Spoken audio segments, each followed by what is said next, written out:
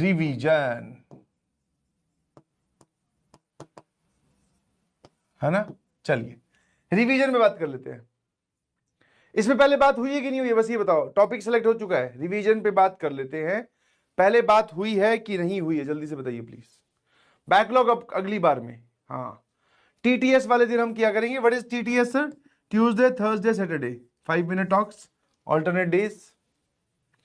बात हुई है कि नहीं हुई है, जल्दी से बता दो भाई। हुई है? नहीं हुई है सर, शाबाश, आ जाइए। तो रिवीजन की बात की जाए तो there are two types of revision. देखो तुम्हें, अब स्टूडेंट हो तो स्टूडेंट की तरह समझो। There are two types of revision. First is daily, daily revision, ठीक है। और सेकंड इज शेड्यूल्ड रिवीजन। अब शेड्यूल्ड रिवीजन में आप इसको बोल सकते हो, ये जो रेवी लिखा है ना, मतलब ये रिवीजन का शॉर्ट फॉर्म लिखा है, ठीक है। शेड्यूल्ड रिवीजन का मतलब है कि आपने एक निर्धारित समय पर रिवाइज करना चाहा। शेड्यूल्ड रिवीजन जो है, this is basically governed bye tests, कि जब आपका टेस्ट आ रहा हो तब आपको शेड्यूल्ड बोल रहा हूं, शेड्यूल्ड रिवीजन करनी चाहिए। डेली रिवीजन आप लोग करते हैं, कोई दिक्कत नहीं है, आप लेक्चर अटेंड करते हैं, फिर साथ साथ में आप नोट्स बनाने की कोशिश करते हैं। बट हाँ सर, हम पूरे पूरे नोट्स नहीं बना पाते, नोट्स में कुछ कमी रह जाती है, सवाल नहीं लिख पाते, कई बार इंपॉर्टेंट बात नहीं लिख पाते, तो फिर हम लेक्चर खत्म होने के बाद में नोट्स भी बनाते हैं। तो जब आप नोट्स बनाते हैं तो डेली रिवीजन आप कर रहे हैं, बिकॉज आप फिर से एक बार वापस पीडीएफ के थ्रू गो थ्रू कर रहे हैं और साथ साथ में लिख रहे हैं, तो that is basically kind of revision. तो डेली रिवीजन में sir, since we are talking about mathematics, तो जो भी इस चैप्टर के डिफिकल्ट या फिर इस लेक्चर के इंपॉर्टेंट क्वेश्चंस, लेक्चर के इंपॉर्टेंट क्वेश्चंस, उनको आप रीविजिट या री अटेम्प्ट करेंगे, समझ में? खुद री अटेम्प्ट करेंगे। तो डेली वाला रिवीजन तो सर पार्ट एकदम क्लियर है, कोई दिक्कत नहीं है। अब बात आती है सर, शेड्यूल्ड रिवीजन हम नहीं कर पाते। डेली वाला तो क्लियर है कैसे करना है। नोट्स आप जब भरोगे पूरा, कुछ भी कमी रह जाती, पूरा कहां लिख पाते हो। कुछ लोग तो सारा का सारा ही बाद में लिखते हैं, बट वो भी गलत है यार। टाइम आप प्रॉपरली यूटिलाइज करो। कई बार समझा रहा होता हूं यार, मैं क्वेश्चन सॉल्व करने के लिए टाइम देता हूं, तो उसमें तो आपको सवाल के बारे में सोचना चाहिए। बट कई बार समझा रहा होता हूं तो ऐसा आप कर सकते हैं कि आप साथ में लिख भी सकते हैं और साथ में समझ भी सकते हैं, बट हाँ, समझने को फर्स्ट प्रायोरिटी देना। तो ये डेली वाला तो काम एकदम क्लियर है। अब शेड्यूल्ड रिवीजन में सबसे बड़ी दिक्कत क्या है, इसको डिसाइड कौन करेगा? आप। मतलब this factor is completely dependent on तुम पर, और जो भी बात तुम पर डिपेंड कर रही है, जैसे ये लेक्चर तुम पे डिपेंड नहीं कर रहा, ये लेक्चर को तो मेरा यहां होना, और अब मैंने लेक्चर स्टार्ट कर दिया, जब खत्म करूंगा दैट डिपेंड्स ऑन मी, ठीक है। तो सर लेक्चर्स हम अटेंड कर पा रहे हैं, हम उसी काम में पिछड़ते हैं जो कि हम पे डिपेंड करता है। तो ये जो रिवीजन है, इसके फैक्टर, मेन इंपॉर्टेंट फैक्टर कौन हो? आप। ये आप पे डिपेंड करता है, पहली चीज, ठीक है। अब मैंने बोला कि इसको टेस्ट के हिसाब से आप प्रैक्टिस कीजिए या टेस्ट के हिसाब से रिवाइज कीजिए। मान लेते हैं कि अपकमिंग संडे को आपका टेस्ट है, ध्यान सुनना, अपकमिंग संडे को आपका टेस्ट है।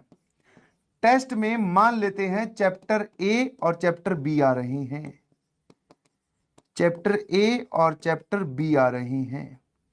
तो इस पूरे वीक में, रेदर देन कि आप एक दिन के लिए या 2 दिन में रिवीजन करने की कोशिश करो, इस पूरे वीक में आप रिवीजन करें, ठीक है। ये हो गया Monday, Tuesday, Wednesday, Thursday, Friday, Saturday, 3 और 3 6। मंडे वाले दिन आप 10 मिनट का रिवीजन करें, सिर्फ 10 मिनट टाइम स्लॉट निकाल लो।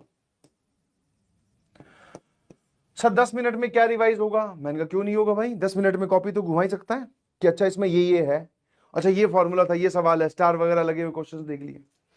अगले दिन आप 20 मिनट का रिवीजन करें, ठीक है, हाँ है ना।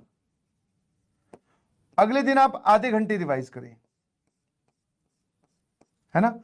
उसके अगले दिन आप 30 मिनट्स, फिर 40 मिनट्स, फिर 50 मिनट्स पे जाइए, और लास्ट जिस दिन आपका संडे को टेस्ट है, तो सैटरडे वाले दिन आप 60 मिनट्स। हाँ, सैटरडे वाले दिन ऐसा नहीं है कि सर ये 60 मिनट कहां से निकालेंगे, सैटरडे वाले दिन आपकी क्लासेस तो ऑफ होंगी नहीं, तो मतलब सर हम बाकी काम को पीछे करके रिवीजन वाले काम को बहुत इंपॉर्टेंट से 60 मिनट देंगे। दिस इज सैटरडे को, क्योंकि अगले दिन हमारा टेस्ट है, ठीक है। क्या ये बात समझ में आई?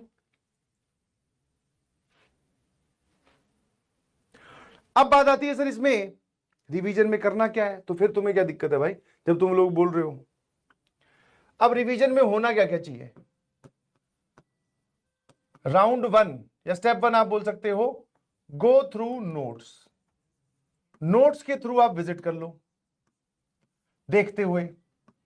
सेकंड, अब go through questions, go through easy questions. जब आप नोट्स के थ्रू जाओगे तो फॉर्मूले भी आएंगे, इजी क्वेश्चंस भी आएंगे। जहां पर गुड क्वेश्चंस आए, गुड क्वेश्चंस आए उनको रीअटेम्प्ट करो।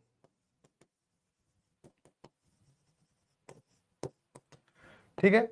फिर चौथा, पीवाईक्यूज जो भी आप सॉल्व कर रहे हो, डीपीपी या मॉड्यूल, इसके जो उस चैप्टर के अच्छे सवाल थे, ठीक है, कौन से स्टार मार्क्ड क्वेश्चन, उनको रीअटेम्प्ट करिए प्लीज। बस क्लियर है, कोई दिक्कत किसी को। ये सबसे बढ़िया स्ट्रेटेजी, ध्यान रखना। ठीक है। और इसमें सबसे इंपॉर्टेंट बात है रिवीजन के लिए, ये एक बहुत इंपॉर्टेंट टास्क है, बहुत इंपॉर्टेंट टास्क है। इसके लिए टाइम जरूर निकालें।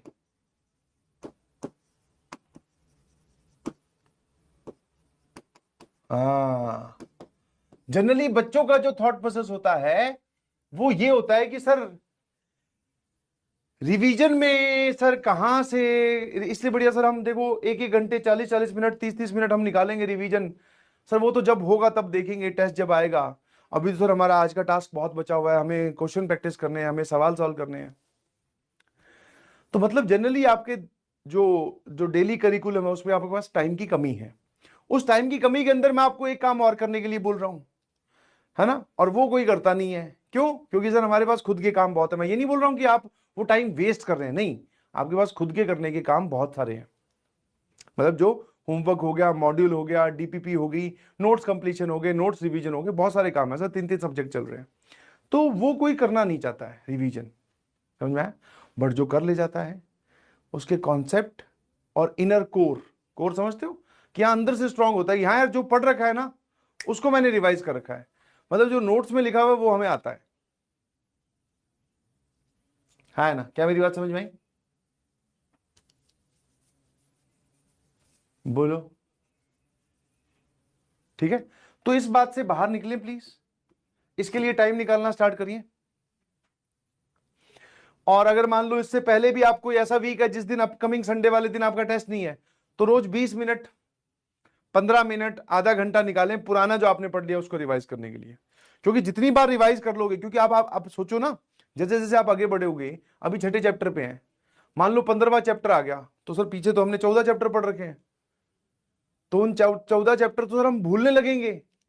तो वो भूलने लगेंगे उससे पहले कि अमाउंट बढ़े, तो आप इन चैप्टर्स को बार बार रिवाइज कर करके स्ट्रॉन्ग कर दीजिए प्लीज, ताकि जब आप आज से 15वें चैप्टर पे खड़े हो, आप 20वें चैप्टर पे हो, तो आपको पहले चैप्टर की, दूसरे चैप्टर की, तीसरे चैप्टर की टेंशन बिल्कुल ना हो। लंबा सोचिए प्लीज, लॉन्ग टर्म प्लानिंग कीजिए, समझ में आया?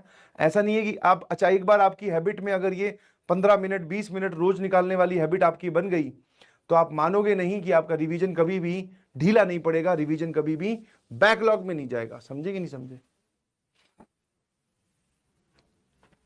है ना? कोई बात परेशान कर रही है? नहीं सर, बात तो नहीं परेशान कर रही है, एक इंसान परेशान कर रहा है। मैंने कहा कौन है वो इंसान? बोले सर हमारे सामने खड़ा है। मैं कहा मेरे सामने तो